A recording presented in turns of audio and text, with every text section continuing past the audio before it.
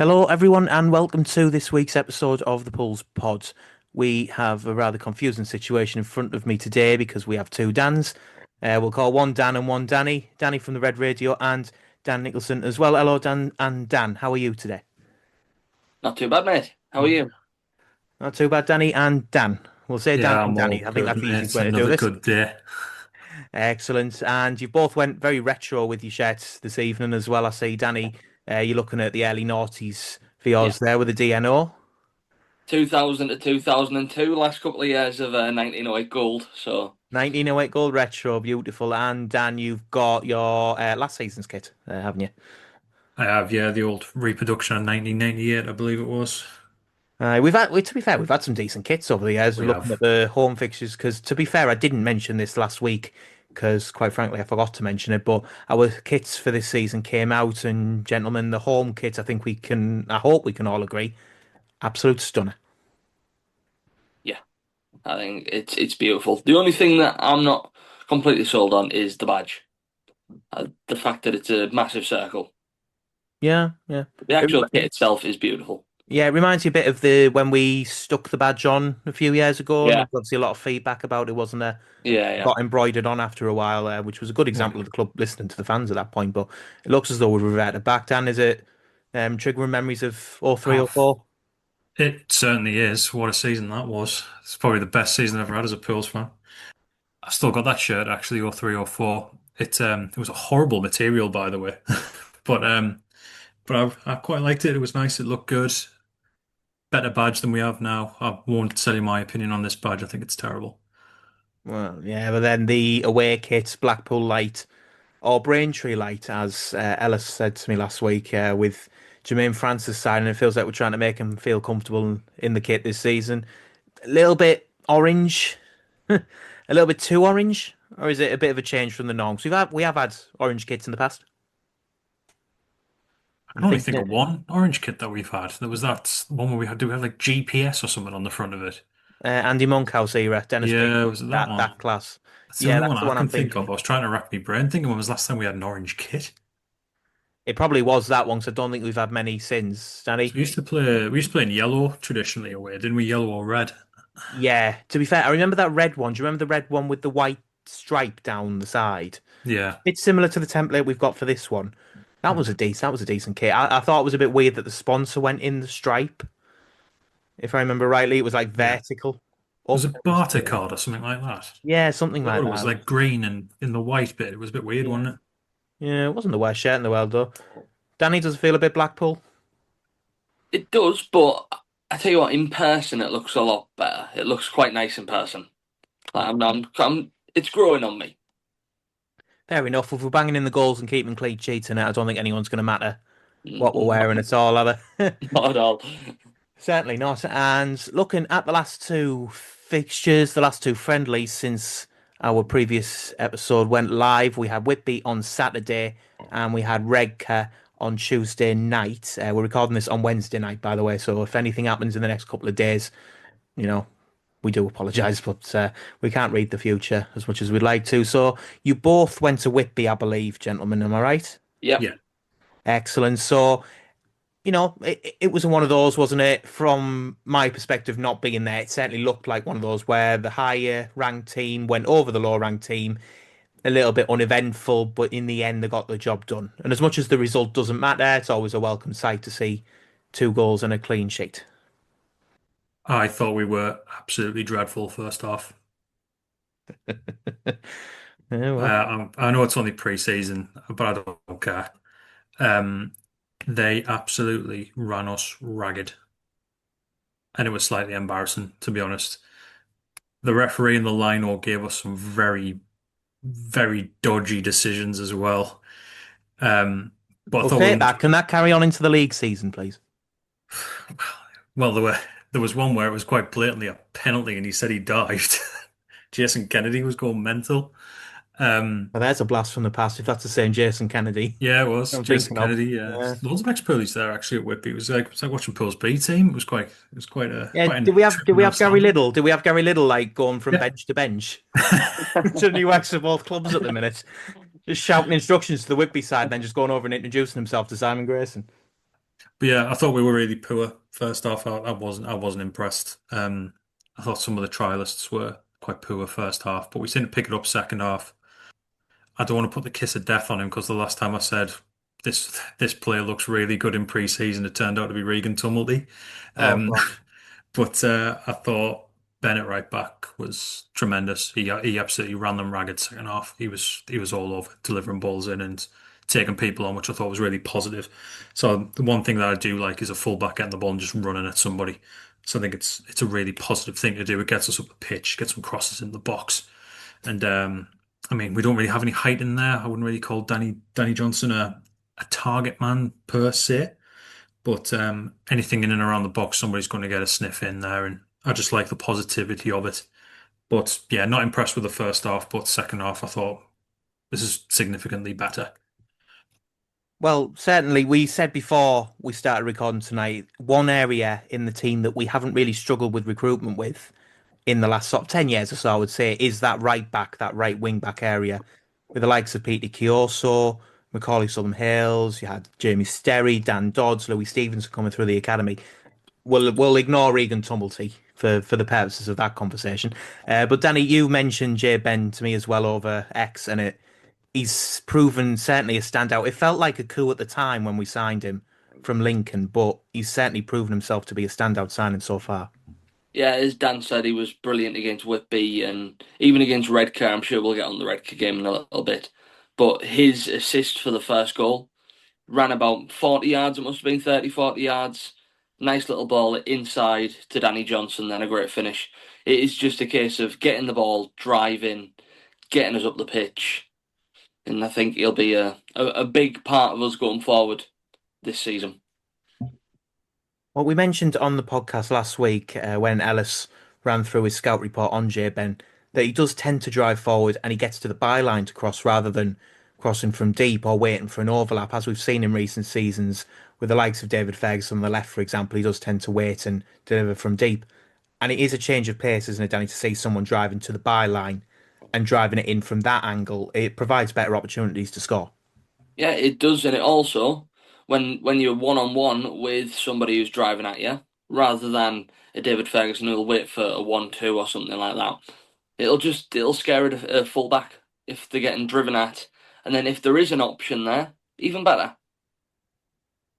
Absolutely. And you mentioned Danny Johnson there. He is the prodigal son, if you like. He's been linked to the club for, well, what seems like forever now.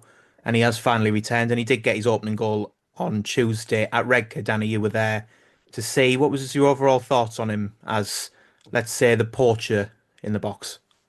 I thought he did well. I mean, especially against FC Hartlepool, he was doing a lot of solo running, a lot of fitness stuff, and I think we're starting to see, although it's a lower opposition, what he does bring when you can get him the ball in the box. However, I just think the strike partnership of him and the trialist Antwi up front just didn't really complement each other very well. Yeah, you mentioned I think it's Ruben Bartlett Antwi, isn't it? If Yeah. I'm saying his name correctly. He has an excellent goal record at Leatherheads, obviously a few divisions below. But you did describe him as lightweight as of last night. He Yeah. did grab two in the first two, I think, if I'm right in saying. Yeah, he did. I think I did. I Yeah, he think did. the goal against FC was brilliant chip, and the goal against Whitby being a tap in from a ball across the box.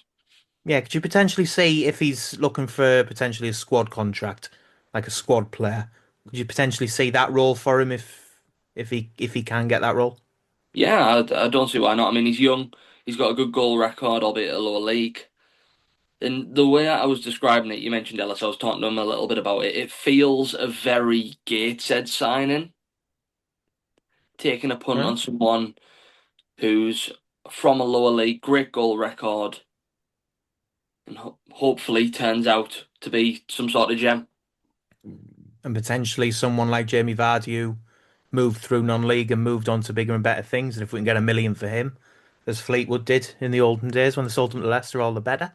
Dan, we mentioned there about Danny Johnson potentially needing someone up front. Is that something from what you've seen of him so far, it might be worth bringing in? Would you prefer bringing in a tall number nine, a brick house of a number nine, if you like, to play alongside him, or would you prefer someone who might be able to stretch the defenses a bit, maybe he's running behind or come short to provide an option to create? Uh, in all honesty, if I'm Grayson, I know he likes to play different styles. He even said in the press midweek, I believe, that he's not a one-trick pony. I think we're going to look at playing sort of a 3-5-2 from the looks of it. So he's going to need to bring somebody in.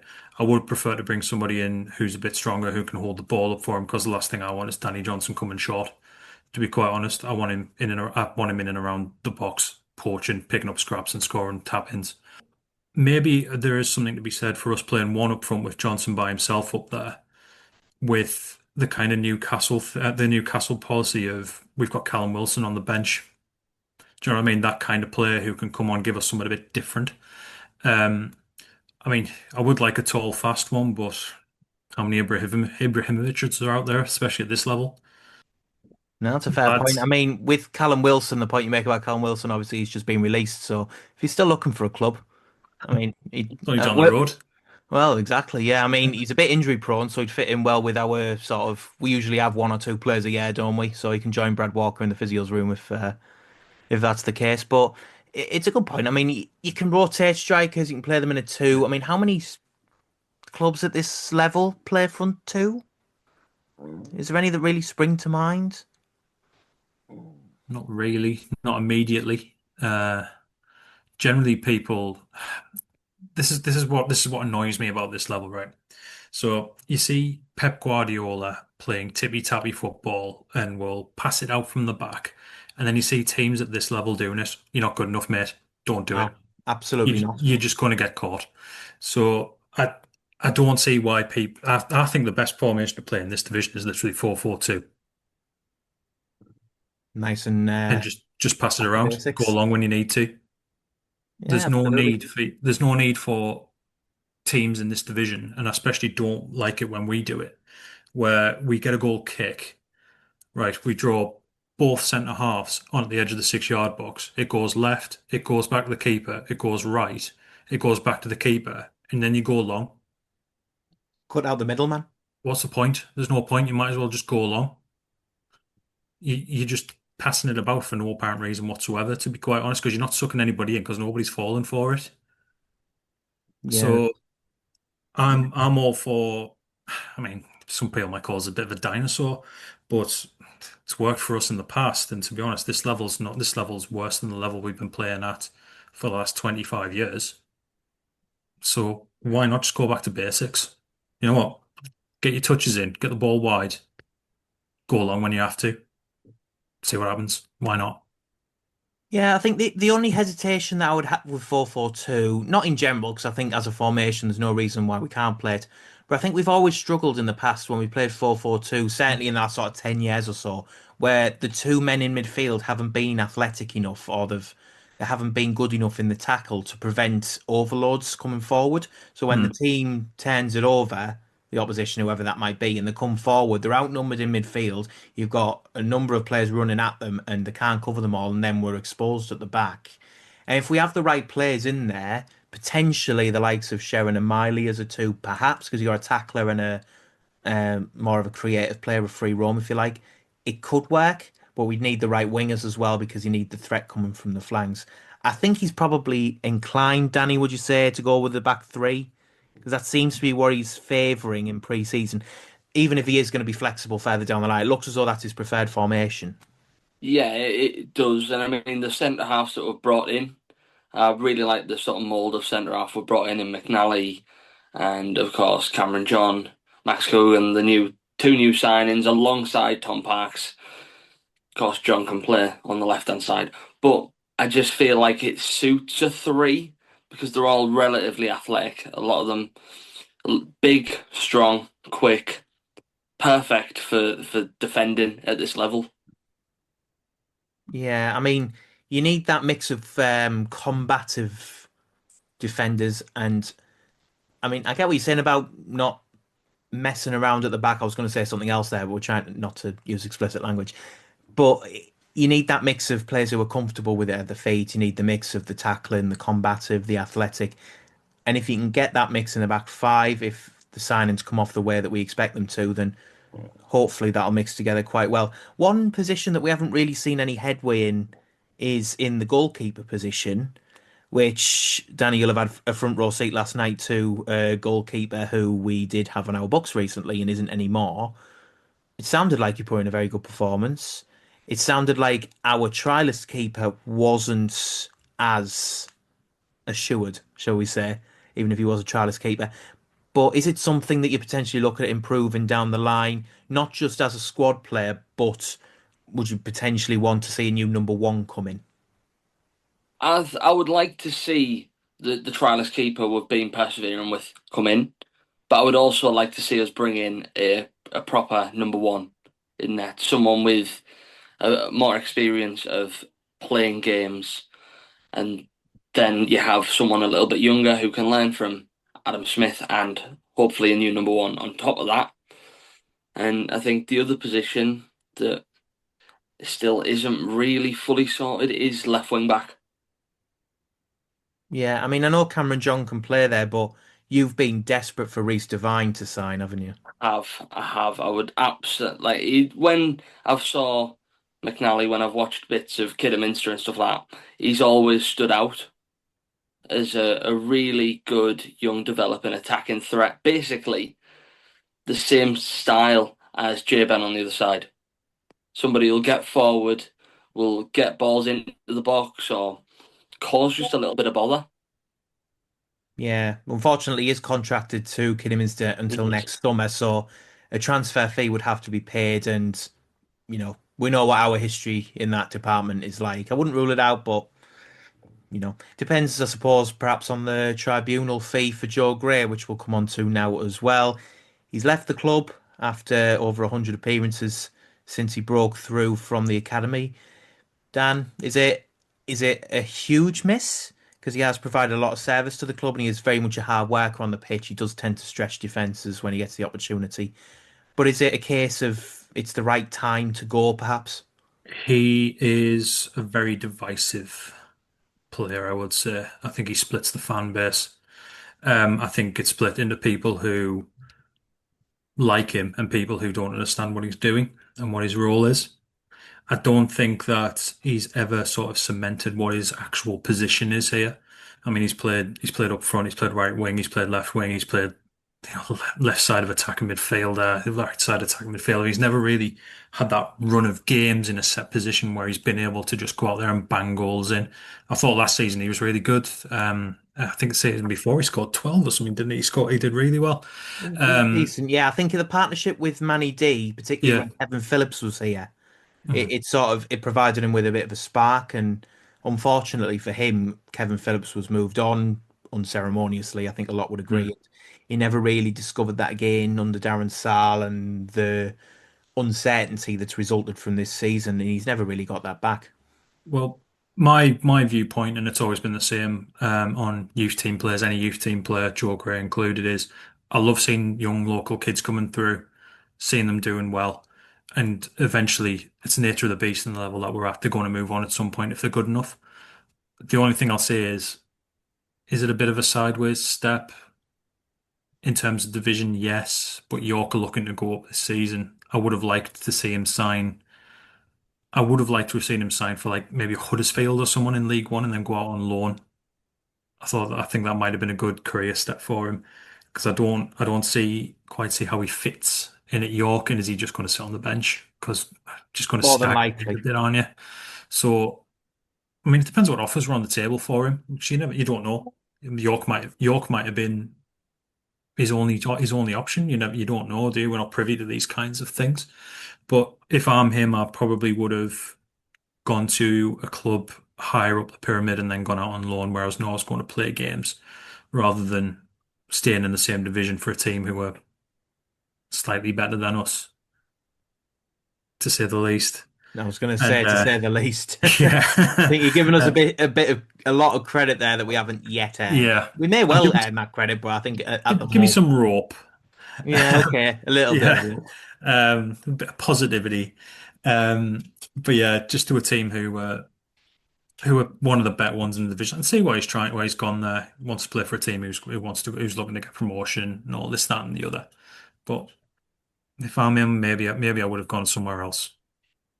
Well, I mean, we stated in our fixture ramble on Saturday, we were looking at the league in general, and that was before Joe Gray and Greg Ollie both signed for York. Their squad is ridiculous.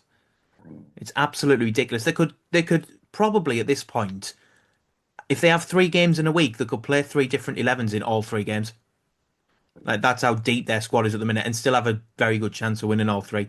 If they don't go up automatically this season, heads will roll, and But that's then the underestimating. question is, how do you keep all these players happy? That is the one major issue I think that he will have a problem with. It's Hinshelwood still there, isn't he? Yeah, That is the one major aspect of that that will be a problem because it's impossible to keep them all happy. Like you looked at the friendly that they played. I think it was Tuesday when Joe Gray signed, whenever he signed, and he was on the is it bench on Sheffield the United? night. I think it was, yeah. But Yeah. there were about 15 players on the bench. Hmm. Like, who has 15 players on the bench that aren't trialists for a friendly in the middle of July? Like, how many trialists did we have last night? Like, in the full squad, like 5, 6, 7. Like, it's a normal number to have, but my God. I don't think I've ever seen a squad, certainly at this level, that's that deep already. It kind of smacks to me of they didn't go up last season. They failed in the playoffs, and it was. I think it feels a bit. We'll just chuck anything at the wall here and see what sticks, Yeah. or hope something does. Feels very Chelsea, doesn't it? Yeah, it's just scattergun approach. I don't feel like there's any thought attached to it. I just feel like it's a bit scattergun. Just hoping something happens with it. Yeah, that's true. Danny, are they your favourites for the league as well? Just while we're on the topic. I think on paper you have to look at them and probably Carlisle as the two that'll be battling for it. But it is like what you and Dan said, keeping them happy could be the issue, especially when it comes down to sort of the running. Yeah. When everybody's going to want to play. And Not have enough unfortunately, seats they in the don't have it. changing room. Well, yeah, they're probably, yeah. The away side won't have a changing room because it'll just be York's second string changing room, honestly. But yeah, I mean, like I say, it could all change when it's not being played on paper, as it were. We get to August, and I think they have True Raw in their first away game. I think if I remember rightly, that's the Ellie, is it? yeah, because I think the league announced their TV picks today, and I think they're the game on at 5:30. So York fans have got a right journey there. For, 5 away to for a True. 5:30 kickoff, yeah, exactly. Anyone going down to True Raw, I mean, it's bad enough at a 3 o'clock, but imagine it either 5:30 or 12:30 going down to True Raw. I That mean, might I be went away to Woking and it was R5 kickoff. I think it was a 0-0 draw for Kevin Phillips. yeah. That was minging, to be quite honest. Like it's just the journey back because you're getting in at silly o'clock from a Saturday afternoon kickoff. Worth mentioning as well, because I did mention the TV picks.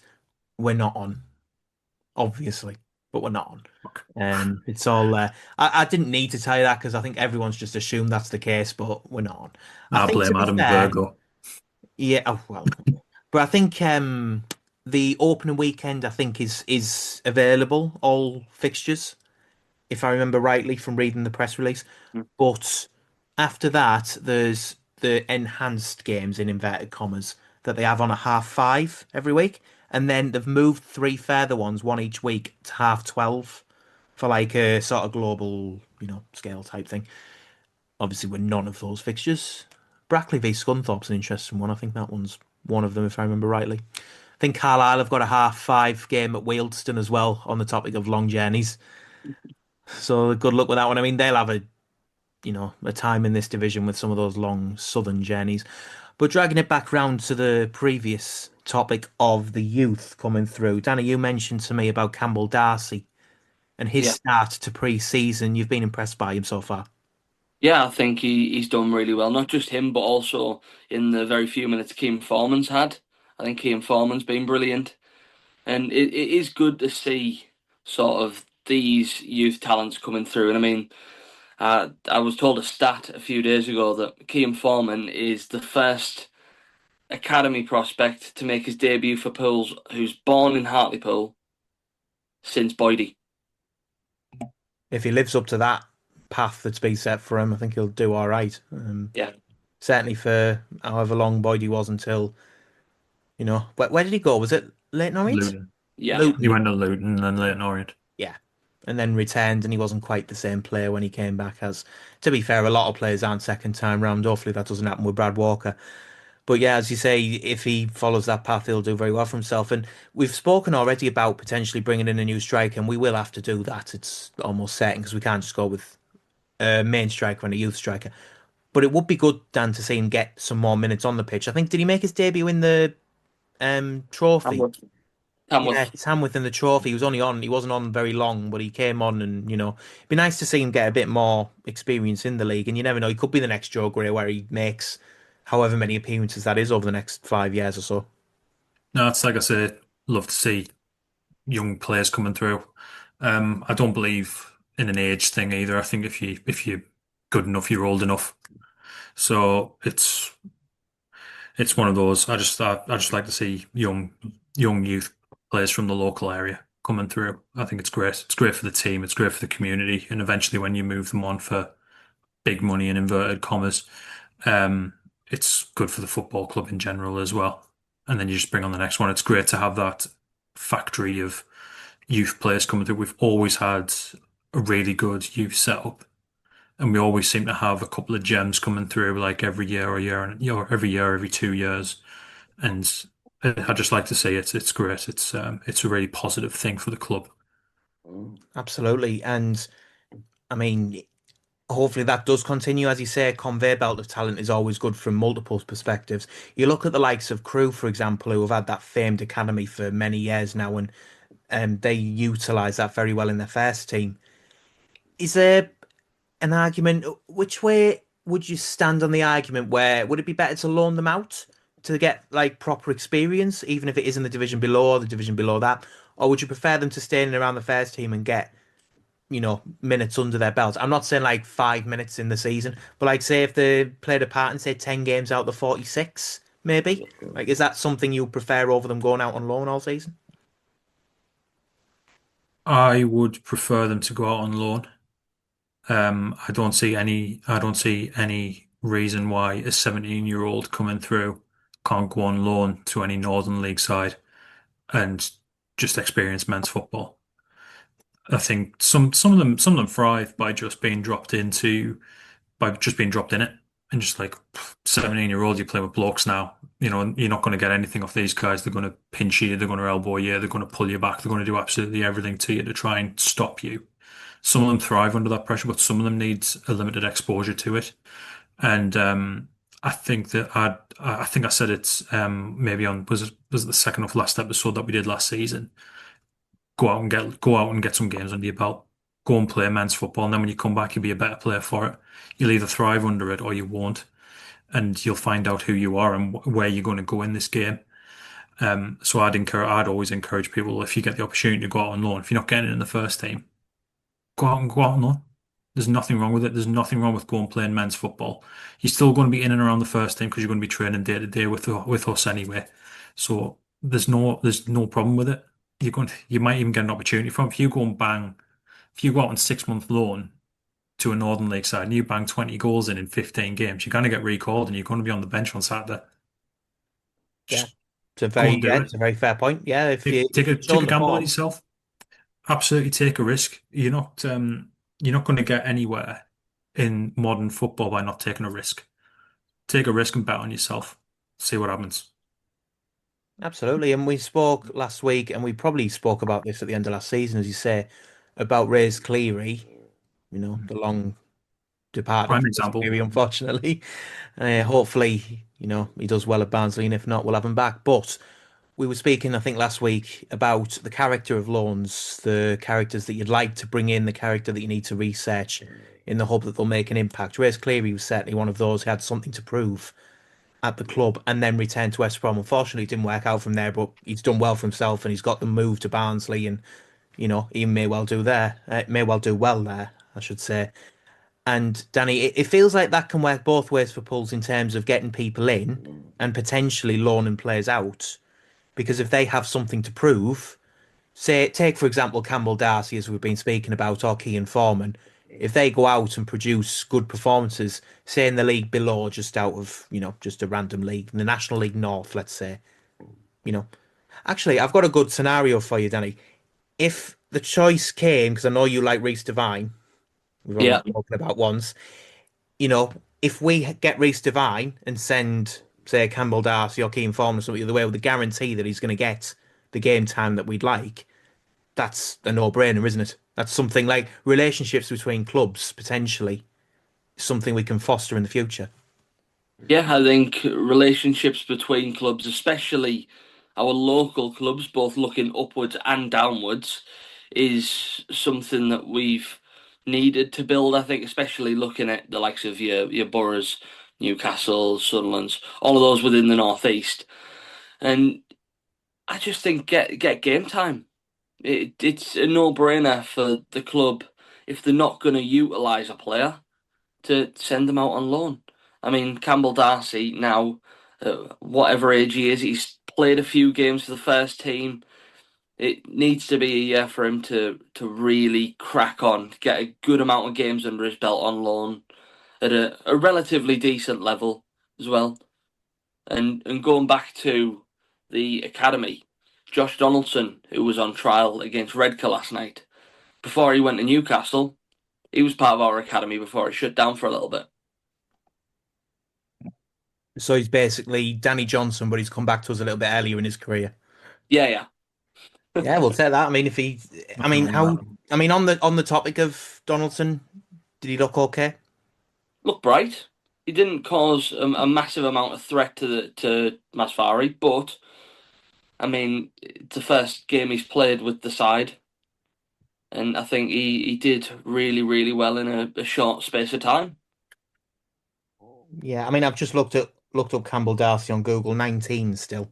He's still a teenager. He's still got plenty of years ahead of him. And you make a good point there. I think Daniel mentioned it as well about getting out and playing men's football, even if you are still of the age where you're still experiencing your breakthrough. Yeah. It's good to get those minutes under your belt.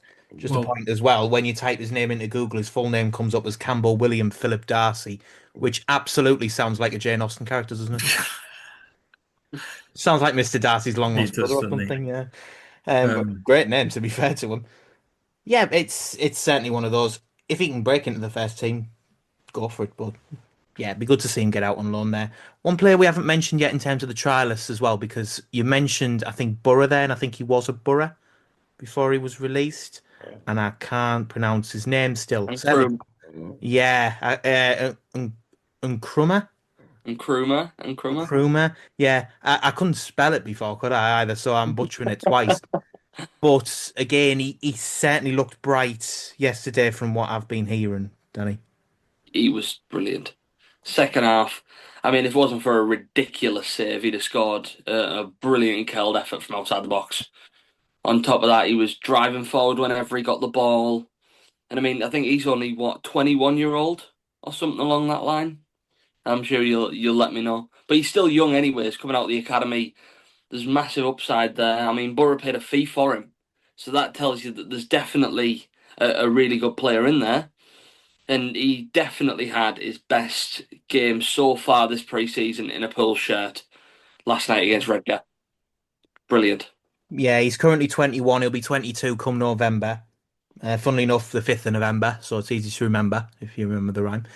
But yeah, he's, as you say, they paid a fee for him. Clearly, there's something there. He's had a few loans while he's been at the club as well, the likes of Dagenham and Halifax, but hasn't broken through in any way. So Middlesbrough's loss could well be our gain. You did say as well to me overnight, if he performs against Rangers on Sunday, basically had to say shoe in for a contract at the end of the day. He's a trialist, but you would certainly take that gamble on him if he proves himself on Sunday.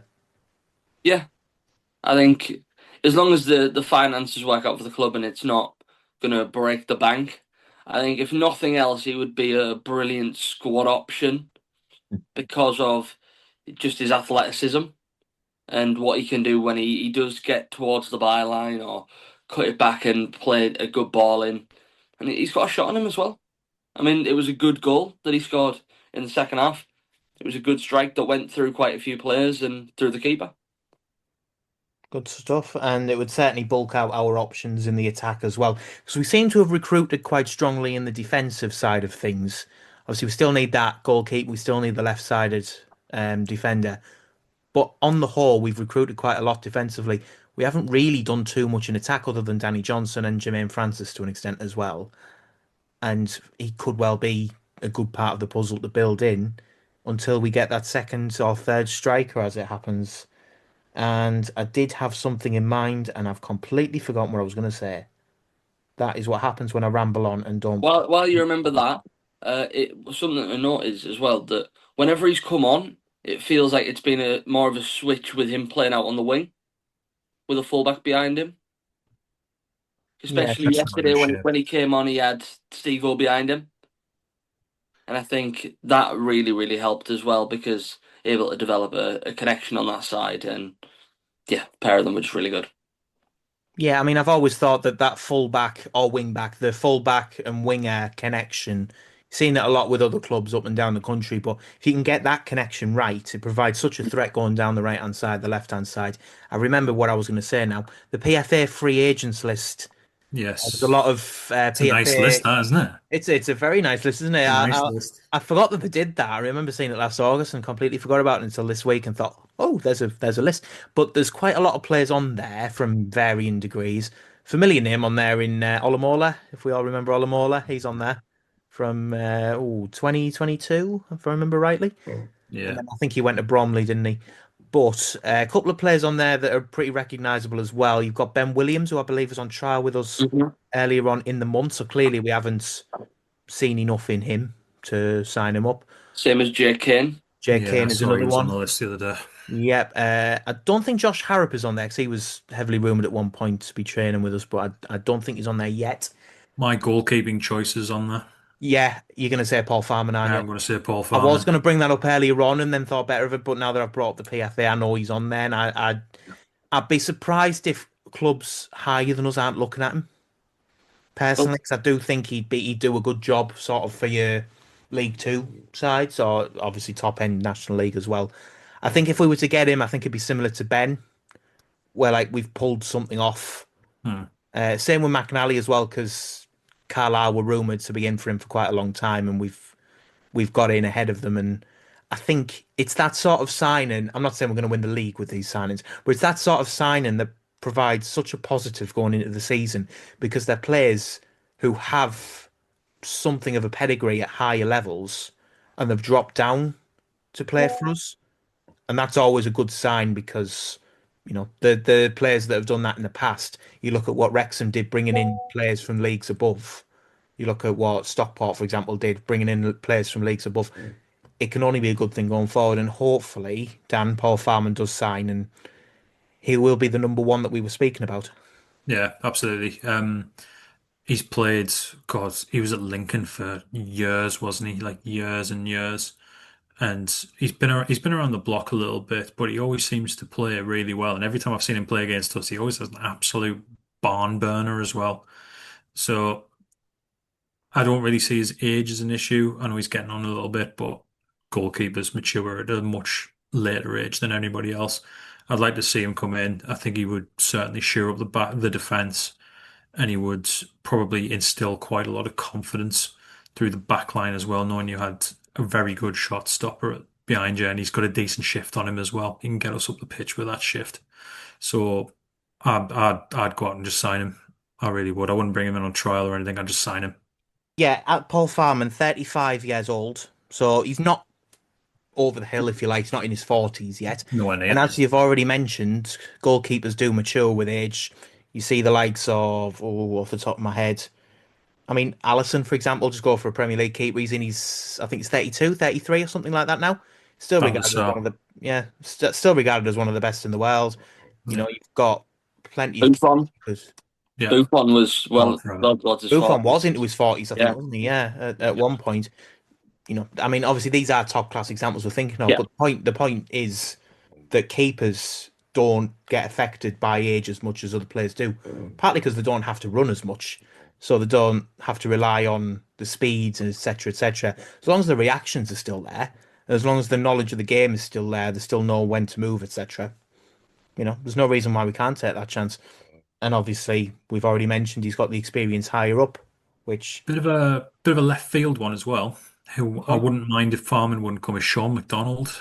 Yeah, yeah. that's a name I've heard mentioned. Yeah, He was on trial with us under Chalner as well. yeah. Yes, I So he went can't to do it Torquay, now. didn't he? Didn't get a sniff at Torquay, and I think didn't he retire for about 6 months or something? And then he signed for Exeter. Potentially, yeah. I mean, was that around the time that we did them in the playoffs? Yeah, he was on the bench, wasn't he, for them? Or he was in the squad anyway. Yeah. Yeah. To be fair to him, I'd be fuming if I was a goalkeeper on the bench and I saw the person who I was understudying score. Oh, absolute clown. Hey, honestly. Do you know what? As much as, he's as you say, he's a clown. But you've got to feel, I felt a bit sorry for him just from the sheer point of view of he couldn't have done any more to win that playoff final for them. Yeah. He literally did everything he could, scored the goal, which is rare in itself. He saved two in the shootout. He saved the first two and still couldn't get promotion. It was unbelievable. Matt Hughes, what a hero. What a guy, Matt Hughes. No, what a guy. He can come To play be for us, I fair, don't care. is it Give Danny him a 10-year Wright? contract. Yeah, was it Danny Wright, the striker? Is it He Danny? missed their first one, didn't he? He certainly missed one of the two, yeah, but I just remember because he'd scored that hat trick against us at Halloween when the Yeah. beat us 5-0 at the Vic, and that was you could argue that was probably the turning point in the season, that actually. It was, yeah. 'Cause I think that was our But low point, if you like, and then we just clicked into gear after that. he missed an absolute sitter in about the 92nd minute as well to make it 1-1. Yeah, and then he was rescued by his goalkeeper, and then didn't Yeah. stay him back in the shootout.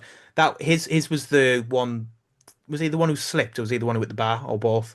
I He think was he the one who slipped, didn't he? slipped Yeah, I Yeah. think he slipped. because everyone just thought, like, obviously he's already hit the hat trick against us, and he might not have had the best game. He just automatically think it's going in, and then he did that, and you just thought, is it actually our day? Like when things like that happen, it's just inexplicable, isn't it? And you just think, Hmm. like, we'd missed the first two, and then they missed their first two, and you just thought, hmm. And then it was funny, really, because I've said this before. Those first four penalties all saved or missed, and they weren't great penalties. And then the penalties just kept getting better and better Yeah. and better. They were right in the corner. I remember Ryan Donaldson's penalty thinking, because at that time I just thought, like, please God no. And then he put Didn't it he right. miss a penalty in that season against Halifax in the shootout as well? He did, yeah. And I just remember thinking, oh God no. And then his was probably the best penalty of the lot. Like he put it right in the corner. And you thought, fair enough, Ryan. Yeah, yeah. I think that was the one that like before Matt Buse as well. So that was the Yeah, one well, like that was yeah, the he last scored the one we penalty, took. penalty. Yeah, and then obviously Brad James did Brad James things. And to be fair, I wouldn't even mind having Brad James back on the subject of goalkeepers. He's just signed a new deal at Spenny, hasn't he? Yeah. Probably. To be fair to Hampered him, by he's got a injury, good hasn't he, thing going at bless him? Spenny. Yeah, Yeah. he did the interview with Radio Tees, I think, where he was very candid about his recovery and because it was a long layoff. Like you wouldn't have blamed him for just thinking it wasn't going to work because he was out for a That's really long time.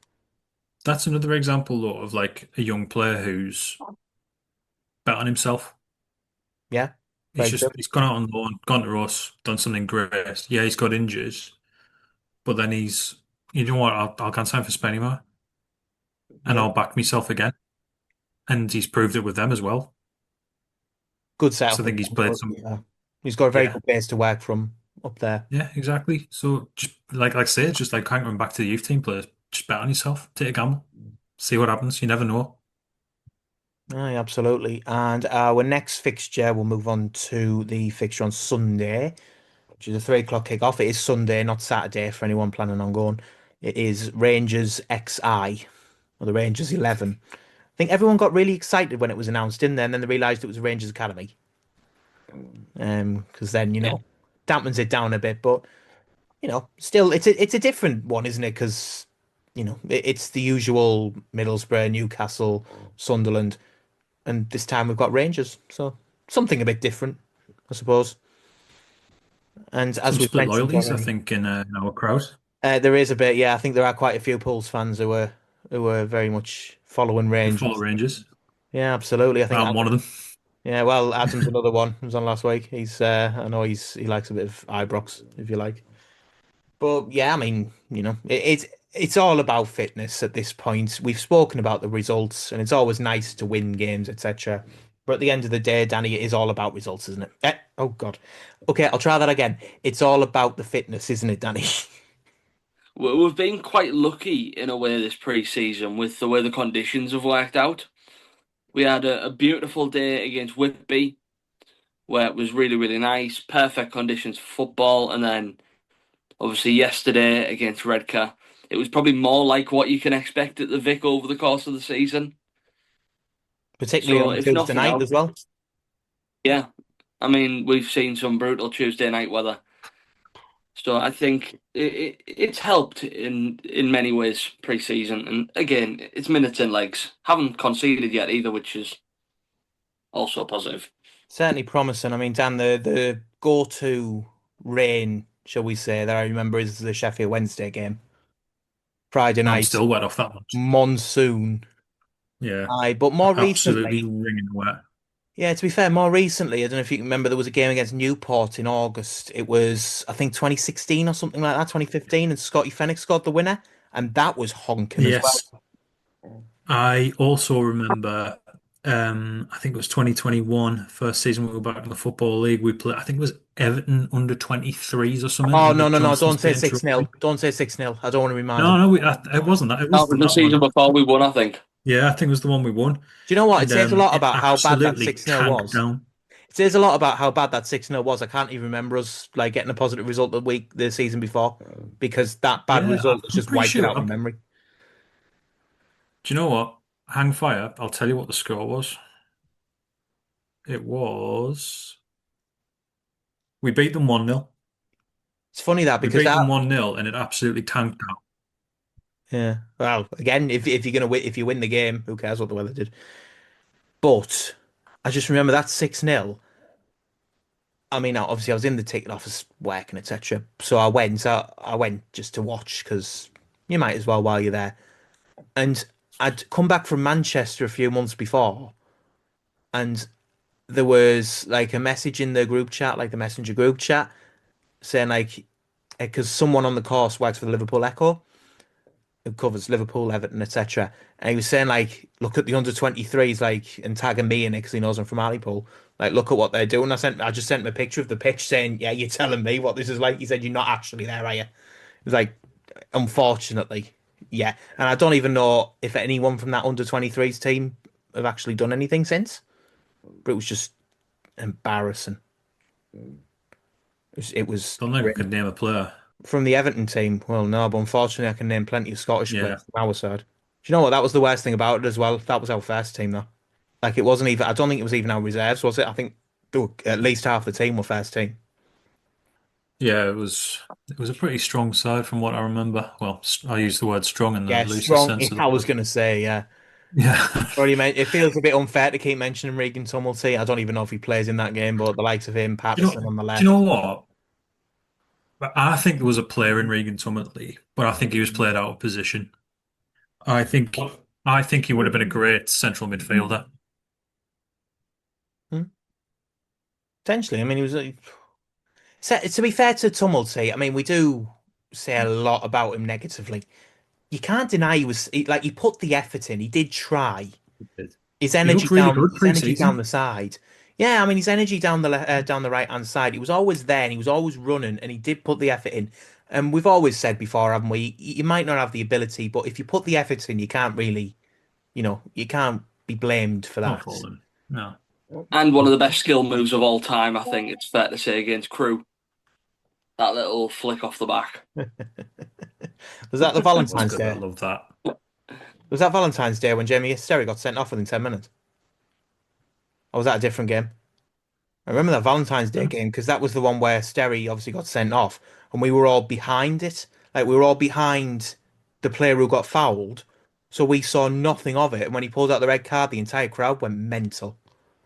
And then like I think I got a message from someone like because he said he's been sent off. I was like, yeah, it's absolutely ridiculous. And he showed me like a view from the other side where I think he went and studs up and I thought, actually, yeah, I can see why he's given that one actually. Which you know. Still annoying though, because that whole game was a throwaway after that because we were never getting back into that game, which is unfortunate, really. But yeah, so at the end of the day, we'll see what it's like on Sunday. Either of you's gone? Yeah, Yeah, I'll be there. I'll Yeah, be there. yeah, I'll be around. And the testimonial game, obviously, the weekend after as well. A word on that just before we leave it. Nicky Featherstone finally getting his 10-year testimonial. If you ignore that sort of 2 month period where we released him and signed him back for no reason. And you've got to say, gentlemen, regardless of your feelings on his ability, because a lot of people for, against. He's been nicknamed the Crab. He passes it sideways. He's been a stalwart of the team. He's provided the service. There's so many pros and cons, but at the end of the day, he has been an excellent servant for the club. I think he's been the best player at the club. Probably, how long has he been here now? 12 years for probably Yeah. 9 out of 12 seasons. I think, And I said something, I think it was in about 2017, 2018, and I said he was the best player at the club. And people said it was a controversial statement. And it's just, he just does the simple stuff well. That's all it is. He's not like a flash player. He just does the simple stuff really well. And I'm not being funny, you don't make 400 plus appearances for a club and not be good. Under however many managers. Yeah. It just doesn't happen, does it? Is it like 22 managers or something he's had on Something his time frame? ridiculous. It's so what stupid. in the last 4 years? Feels like it sometimes, doesn't it? Well, we Did won't I get bring into that your stat out, season. by the way, But which in the one? last one where it was since I think it was since Challinor left, how many different managers we'd had? Yeah, is that so? He left And in it was like, 2021, as didn't he? So we've probably had like what 11, yeah. 12 since. Well, I think I did it. I think the way I did it was through sort of terms as manager. So Lenny Lawrence had three, if you know what I mean, and it was somewhat stupid. And how many was it? 4, 5, 6, 7. Bear with me. 10, 11, All 12, right, we've got you. 16. So including Grayson, it's 17 since Challinor left. So he left Different around manager. about October 21, didn't he? So that's less than Yeah, 4 years. yeah, 17 in 17. 4 years. So Eight. that's Tony Sweeney having three attempts at it. Lenny Lawrence having three, if you know what I mean. So 17. Yeah, but to be fair, the caretaker still counts. Obviously means someone's been sacked Yeah, and someone's been brought in. It's yeah. it's unsustainable. Hopefully, No, Grayson it's is the not. man to carry us forward from now on. Mm. We can't keep going round the roundabout as we have been. I mean, going back to Featherstone, you mentioned that he does the simple things well. And Yeah. it doesn't feel like sometimes he's been a victim of being part of a midfield that's been very similar. Like they're all very similar to him, so he hasn't had the person to sort of benefit from his doing the simple things well, if you like. Like the one time where arguably we have had that was when we got promoted because we had Holohan who could progress the play. Yeah. Potentially, maybe that's why he hasn't been seen as favourably as some people might. Maybe it's certainly a point to be considered. Like you say, I think the best. I'll put those three up against any Pools midfield ever. To be quite honest, and I'm an absolute lover of Tony Sweeney and Mark Tinkler. But I'll put those three up against any other Pools midfield and say, tell me why these are better than these, if you know what I mean. Yeah. To be fair, I can't But look back. yeah, I grew up in that era where you had Sweeney, Tinkler, that midfield, Strachan. Yeah. Strachan with his peach perfect free kicks. Honestly, That he claims he never practiced. he was outrageous. It's He funny was because outrageous. the 8-1 against Grimsby. It was obviously he scored a free kick that day. It was his free kick that he didn't score from that free kick, but it was the one where the own goal. I think that was the first goal that went in. It was their player manager, if I Paul remember rightly, Groves, Paul Grimsby's player Groves. manager. Yeah. That's the one. But I think it was Yeah. Strachan's free kick, wasn't it? And he did score It later on was. in It was a the hell game of as a header well. as well. Yeah, it was a very good header, all things considered. Yeah. Check his bank account. It was a brilliant, brilliant finish. But It yeah, was. and to be fair, as well, looking at Nicky Featherstone, Danny, it's a testament to how well he's lasted that even despite the turnover of players, not only has he stayed at the club, but he does tend to start. Like even if he's not starting at the start of the season, he tends to find a way back in. And whether that's to the detriment of the signings that we've made that aren't good enough, or whether that is simply because he is the best midfielder at the club, it is certainly a testament to his longevity. Yeah, it is, and I think it's just a case of he's Mr. Reliable. You know exactly what you're going to get when Nicky Featherstone's in the starting 11. You're going to get someone who'll keep it keep it relatively level-headed, always be available for a pass, and I think he's the sort of midfield that you need in a midfield, especially when we haven't had the best of seasons as well in the past. Just that somebody who can grab the game by the scruff of the neck and calm everything down. Perfect player Certainly is. for the situations we've been in. Certainly is someone to dictate the tempo in midfield. And if this is to be sort of the swan song for him, as you like, if we do sort of move him back into the coaching role a bit more full time, he has certainly been an excellent servant. He feels a little bit like an Anthony Sweeney in a way where he's played in that midfield for so long and he's sort of gradually moved back into the coaching role. You can quite easily see him becoming caretaker at some point in the near future as well, when Simon Grayson gets sacked by Halloween. Hopefully not. But thank you very much, gentlemen. That is probably a good way to leave it going into the weekend against Rangers. Hopefully, some promising signs there, even if we do get smashed 5-0 by an academy side. At least the fitness will be improved upon. Any plans for the rest of the week, gentlemen, or are we all just waiting for Sunday? All the Other than cricket on Friday work. night. Oh, cricket.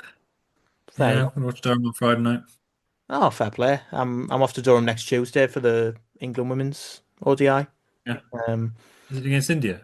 yeah, they've just had the first ODI and they've just got beat by 4 wickets. Do you know, I've been to see a few England games live now, and they've never lost.